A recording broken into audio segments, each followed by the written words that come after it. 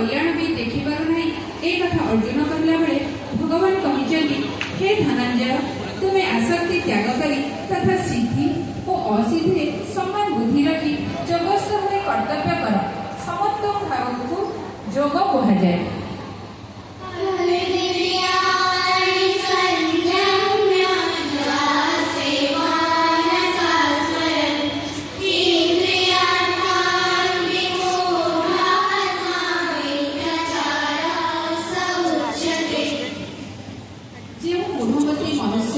समस्त इंद्रिय को बलपूर्वक ऊपर रुद्ध कर दिए से इंद्रिय मान भोग को मन द्वारा चिंतन करुए मिथ्याचारी अर्थात तंभी बोली कहुई।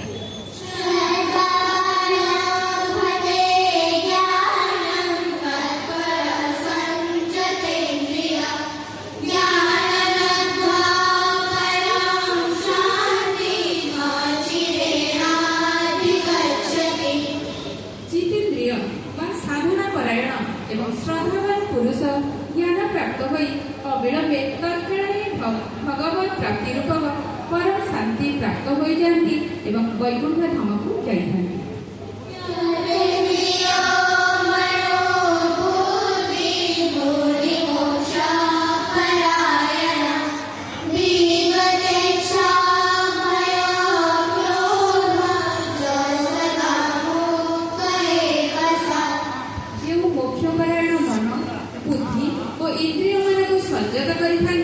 इच्छा भय और क्रोध रहित होइथिबा सेहि मुनि सर्वदा मुक्त अटंती।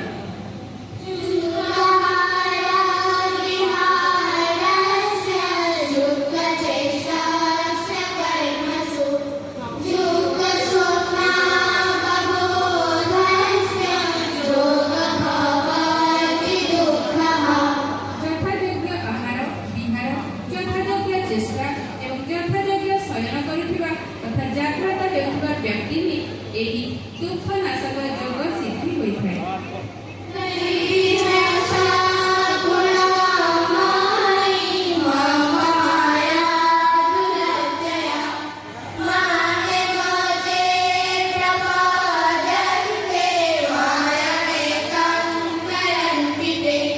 मोर एही माया अलौकिक अर्थात अत्यंत अद्भुत और दीर्घमयी होइथिबारु बड़ दुस्तर तथापि जे पुरुष माने केवल मते ही निरंतर भजन करती से माने एही माया को उल्लंघन कर जाती अर्थात ए संसार को कर जाती।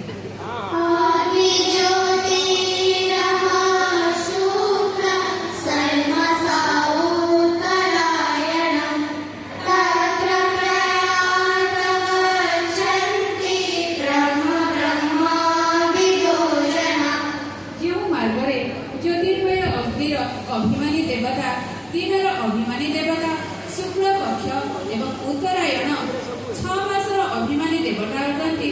मृत्यु परे सेही मार्ग रे जाइथिबा ब्रह्म देवता बा ब्रह्म बाबा योगी माने सेही देवता मानक द्वारा ब्रह्मण रे निया जाइथिबा ब्रह्म को प्राप्त होती बा ब्रह्मलीन होइथांती।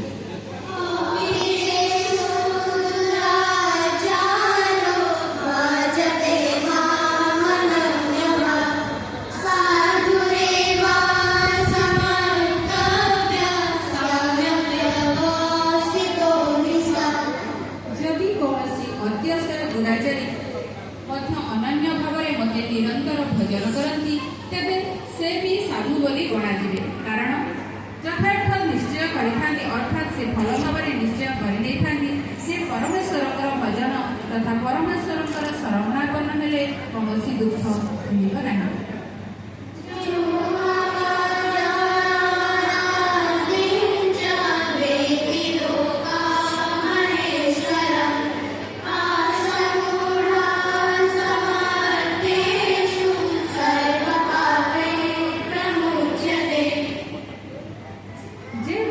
अजन्मा अर्थात प्रकृतरे जन्म रहित अनादि तथा लोक महेश्वर बोली तत्व तो जानती मनुष्य मानक मध्य निर्माण मोहि ज्ञानी पुरुष सकल पाप ठारू मुक्त हो जाइथांती एवं मो ठारे लीन बोली।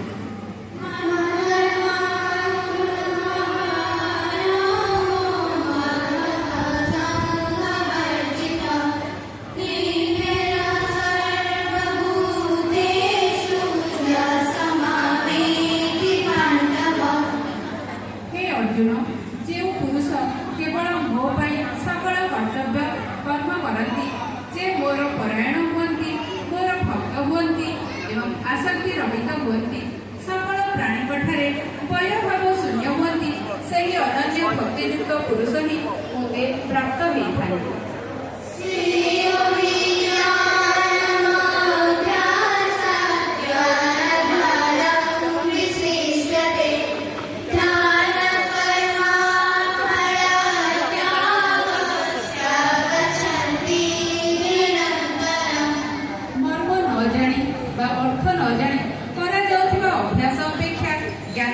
श्रेष्ठ ज्ञान ठारू मोर परमेश्वर स्वरूप ध्यान होची श्रेष्ठ ध्यान अपेक्षा सब कर्मर फल त्याग होची श्रेष्ठ कारण त्याग द्वारा तत्काल ही परम शांति और परम ब्रह्म को प्राप्त होता है।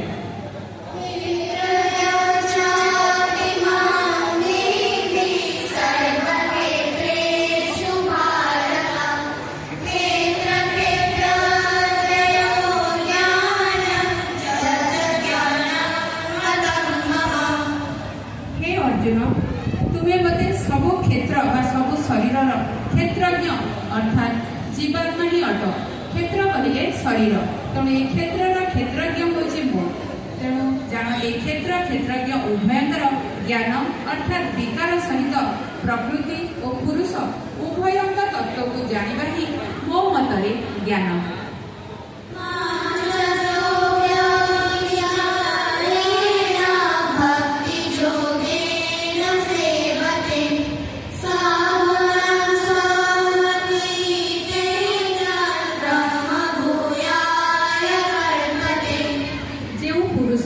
व्यभिचारी भक्ति जोग द्वारा मते निरंतर भजन करती से भी यही तीन गुण संपूर्ण अतिक्रम करी सच्चिदानंद ब्रह्म को प्राप्त हेबा निमंते योग्य होइथांती।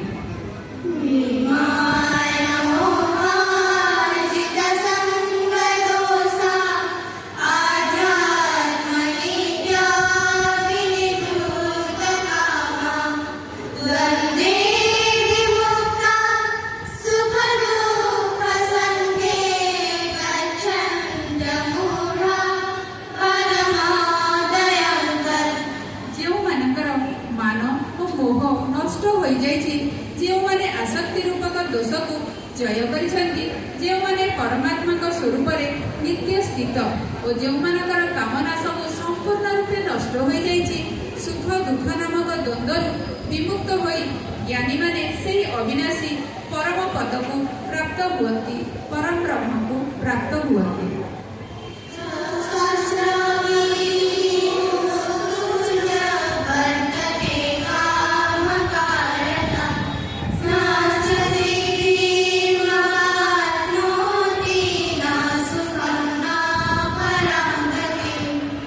पुरुष शास्त्र विधि त्याग करी निज इच्छा रे मनमुखी आचरण करे से सिद्धि पाए नहीं कि परम गति को प्राप्त हुए नहीं कि सुख मध्य पाए नहीं।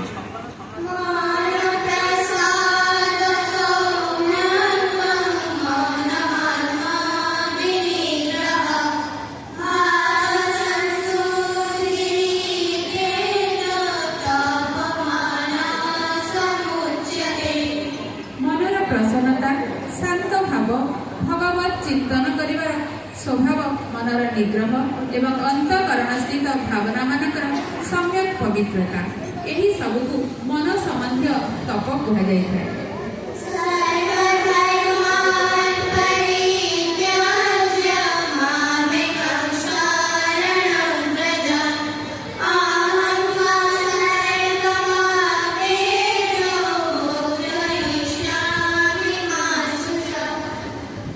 केशव समस्त धर्म अर्थात समस्त कर्तव्य कर्म मोठारे त्याग करिदे तुम्हें केवल एकमात्र मोर अर्थात सर्वशक्तिमान सर्वाधार परमेश्वर शरण को आसी जाओ मु तुमको समस्त पापरु मुक्त करिदेवी तुम्हें शोक कर नहीं तुम्हें दुख कर नहीं।